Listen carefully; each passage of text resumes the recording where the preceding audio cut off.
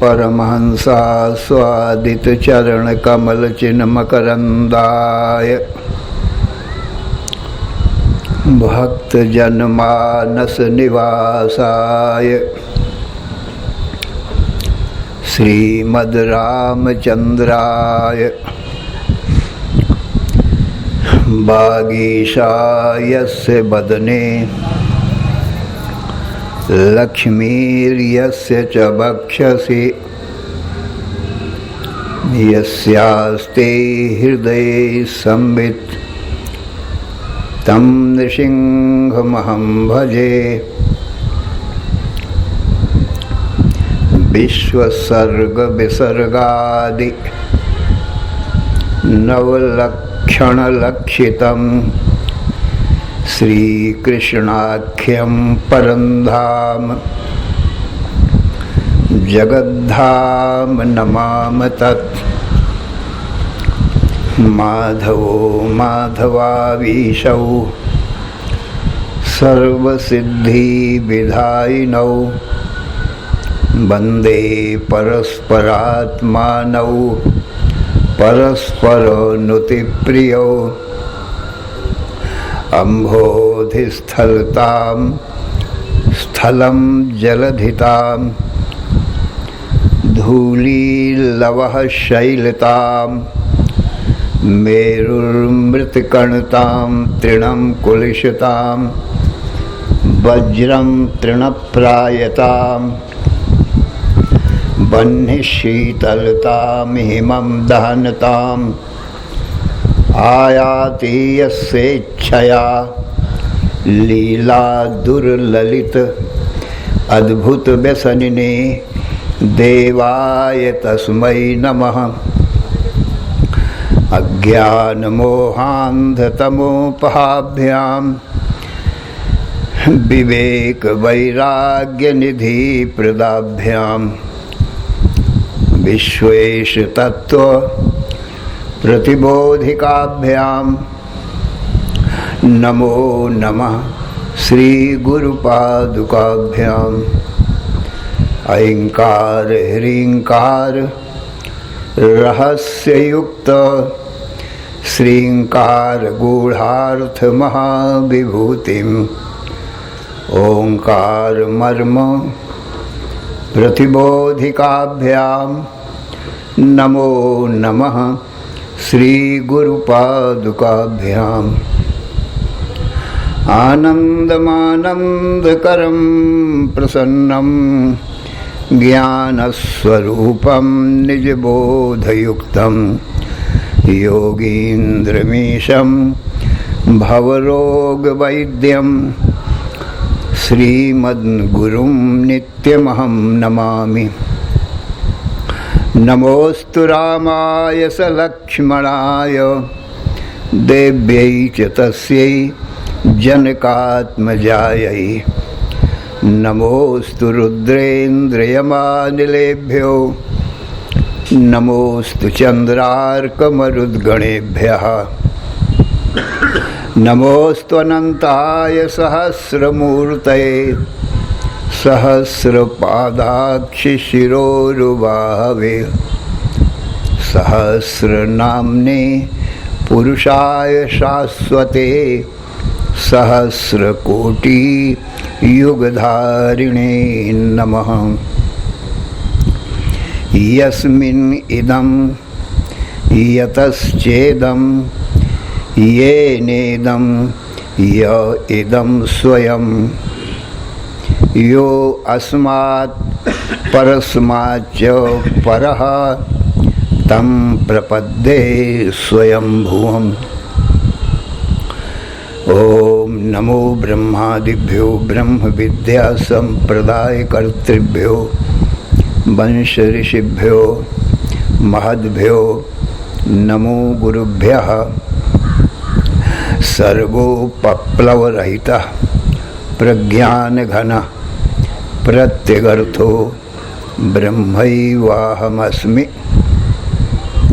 नारायणं पद्मभवं वसिष्ठं शक्तिं च तत्पुत्र पराशरं च व्यासं शुकं गौडपदं महान्तं गोविन्दयोगीन्द्रम् अथास्य शिष्यं श्रीशङ्कराचार्यम् अथास्य पद्मपादं च हस्तामलकं च शिष्यं तन्त्रोटकं वार्त्रिककारम् अन्यान् अस्मद्गुरून् सन्ततम् आनतोऽस्मि।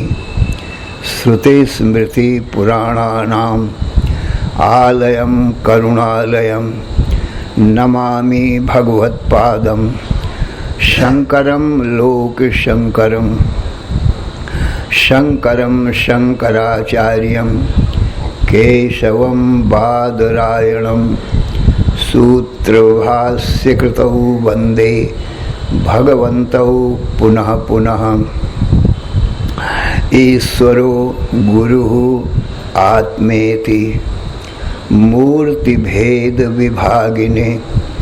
व्योमवद्व्याप्तदेहाय दक्षिणामूर्तये नमः। अशुभानि निराचष्टे तनोति शुभसन्ततिं स्मृतिमात्रेण यत्पुंसां ब्रह्म तन्मङ्गलं परम्। अतिकल्याणरूपत्वान् नित्यकल्याणसंश्रयात् स्मर्तॄणां वरदत्वाच्च ब्रह्म तन्मङ्गलं विदुः। ओङ्कारश्च अथ शब्दश्च द्वौ एतौ ब्रह्मणः पुरा कंठं भित्त्वा विनिर्यातौ तस्मान् मांगलिकौ उभौ। ओम तत्सत्। परब्रह्मणे नमः। श्री राम जय राम जय जय राम। श्री राम जय राम जय जय राम। श्री राम जय राम जय जय राम। श्री राम जय राम जय जय राम। श्री राम जय राम जय जय राम। धर्म की अधर्म का प्राणियों में विश्व का हर हर महादेव। अशरण शरण अकारण करुण करुणा वरुणालय। कर्तुम अकर्तुम अन्यथा कर्तुम समर्थ। नित्य शुद्ध बुद्ध मुक्त स्वरूप अनंत कोटि ब्रह्मांड नायक परात्पर पूर्णतम पुरुषोत्तम परब्रह्म सच्चिदानंद घन सर्वज्ञ सर्वशक्तिमान सर्वाधार सर्वाधिष्ठान भगवान के ज्ञान से जीव सर्व दुखों से और मृत्यु से भी मुक्त हो जाता है। अर्थात उसको कभी किसी प्रकार का कोई भी दुख नहीं आता,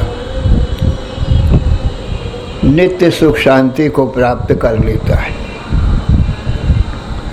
और मृत्यु नहीं आती, अमृतत्व को प्राप्त कर लेता है।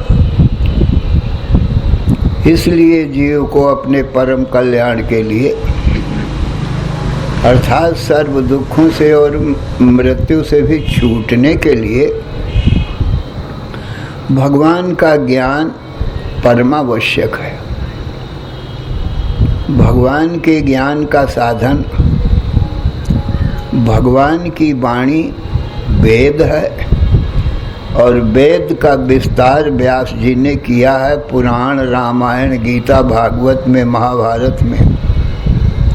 तो जो वेद बताता है वही पुराण, रामायण, गीता, भागवत और महाभारत भी बताते हैं। इसलिए यही सब साधन है। परंतु ये गीता, रामायण, भागवत, वेद, शास्त्र अपने आप तो बोलते नहीं सज्जनों। गुरु ही इनके मंत्रों को, इस श्लोकों को पढ़ करके इनका अर्थ बताता है। इसलिए फिर मुख्य साधन गुरु ही हो जाते हैं। तो सज्जनों, वेद भगवान के 3 स्वरूप बताता है। निर्गुण निराकार, सगुण निराकार, सगुण साकार। श्रीमद् भागवत में प्रथम श्लोक में ये तीनों स्वरूप बताए गए। जन्माद्यस्य यतोऽन्वयादितरतस् चार्थे सभिज्ञः स्वराट् तेने ब्रह्म हृदय आदिकवये मुह्यन्ति यत्सूरयः तेजो वारिमृदां यथा विनिमयो यत्र त्रिसर्गो मृषा धाम्ना स्वेन सदा निरस्तकुहकं सत्यं परम धीमहि। इस एक ही श्लोक में भगवान के तीनों स्वरूपों का निरूपण कर दिया गया। जो शुद्ध सच्चिदानंद घन ब्रह्म है, एक अद्वितीय है, एक मेवा द्वयम ब्रह्मो नेह नानास्ति किंचन। सच्चिदानंदम ब्रह्म तत्त्वमसि श्वेत केतु, जो सत चित आनंद स्वरूप है वो ब्रह्म का स्वरूप है। ये निर्गुण निराकार है। ब्रह्म निर्गुण निराकार, सत्य रूप, चित माने ज्ञान रूप और आनंद रूप। सत इसलिए है कि ना उसकी उत्पत्ति होती है, नहीं नाश होता है। अस्ति सत, भूतकाल में है, वर्तमान में है, भविष्य में है, अस्ति मात्र है। इसी को सत कहते हैं। चित, चित इसलिए कहते हैं चिति संज्ञानी, चेतति चेततः चेतन्ति। चित कहते हैं सम्यक ज्ञान को। सो ज्ञान भी कैसा है? अनंत अखंड, जिस ज्ञान की न उत्पत्ति हो और न नाश हो, एक समान प्रकाशमान रहे तीनों काल में। जैसे सत सदा रहता है, तैसे ये चिद भी सदा रहता है। अनंत अखंड ज्ञान। इसी प्रकार से आनंद, जो ब्रह्म का स्वरूपानंद है, वो भी आदि अंत रहित आनंद का सिंधु है। आदि रहित है इसलिए अनादि है, अंत रहित है इसलिए अनंत है। अनादि अनंत, शांत महासागर के समान आनंद सिंधु है। ये निर्गुण निराकार सच्चिदानंद घन सज्जनों ब्रह्म का स्वरूप है। और दूसरा भगवान का सगुण निराकार स्वरूप है सज्जनों। वो जन्माद्यस्य यतोऽन्वयादित रतश्चार्थे स्वभिज्ञः स्वराट। इस प्रथम श्लोक के प्रथम चरण में सगुण निराकार भगवान का स्वरूप बताया गया। उस निर्गुण निराकार सच्चिदानंद ब्रह्म में रज्जौ अहिरिव पुरुषे छाया एवं माया का प्रादुर्भाव होता है। जैसे पुरुष की छाया प्रकट होती है।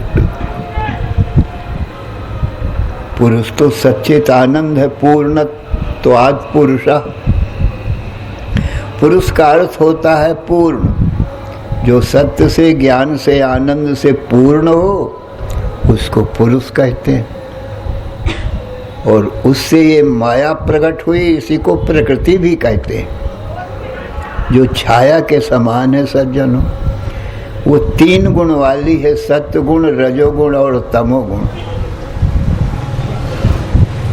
तब जब वो ब्रह्म इस माया के सहित होता है सज्जनों, तब इसका नाम ईश्वर पड़ जाता है। वही ब्रह्म इस माया के 2 रूप हो जाते हैं। शुद्ध सत्वगुण प्रधान, उसका नाम विद्या होता है, और मलिन सत्वगुण प्रधान, उसका नाम अविद्या होता है। तो जो विद्या में प्रतिबिंब पड़ता है ब्रह्म का, उसका नाम सज्जनों ईश्वर होता है। ये सगुण ब्रह्म है ईश्वर। और जीव अविद्या में प्रतिबिंब पड़ा है ब्रह्म का ही, ये भी सगुण है। ये मलिन सत्य गुण प्रधान अविद्या में प्रकट हुआ है। तो जो ईश्वर है सज्जनों, वो सगुण है पर निराकार है। यही ईश्वर अपनी इच्छा शक्ति से जगत की उत्पत्ति, पालन, संहार करता है सज्जनों। अभी आकार कुछ नहीं है।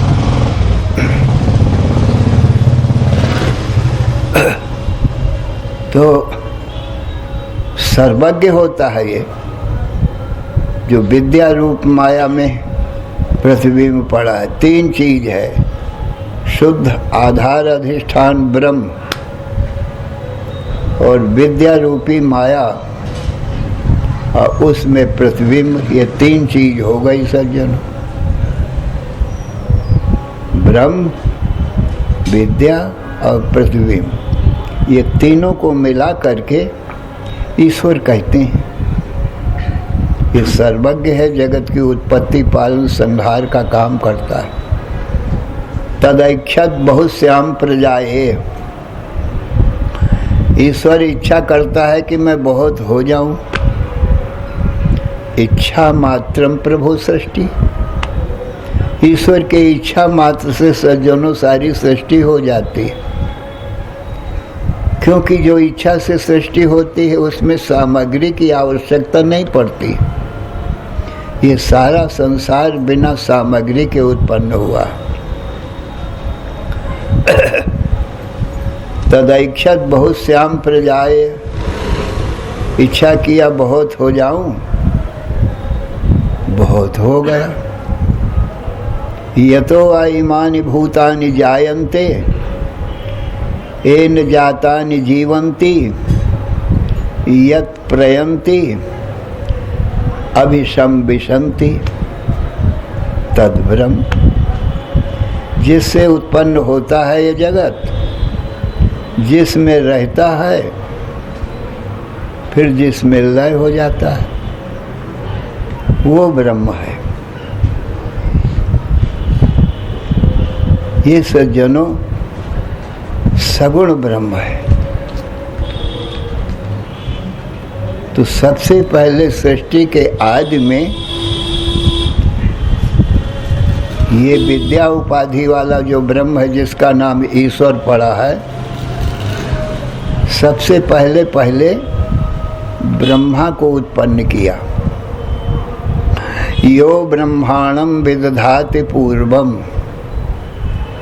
यो वै वेदांश्च प्रणोति तस्मै तमहा देवम आत्मबुद्धि प्रकाशम मुमुक्षुर्वै शरणमहं प्रपद्ये।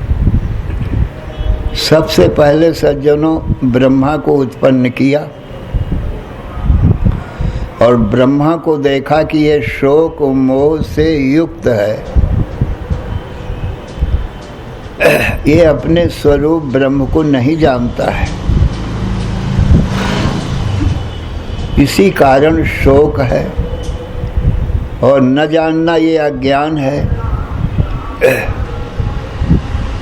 इसलिए इस अज्ञान को ही मोह कहते हैं सज्जनों। और मोह से शोक होता है, दुख होता है सज्जनों। तो जो भगवान ने ब्रह्मा जी को शोक मोह से युक्त देखा, तो फिर आकार विष्णु का रूप धारण किया और ब्रह्मा जी को ज्ञान का उपदेश दिया, क्योंकि आकार के बिना उपदेश नहीं दिया जा सकता है। निर्गुण निराकार में तो शुद्ध ही, उसमें तो आकार है नहीं ब्रह्म में। और जो ईश्वर है वो सगुण निराकार है, उसका भी अभी आकार कुछ नहीं है, गुणों के सहित है, इसलिए सगुण है। स माने सहित, गुण माने गुण।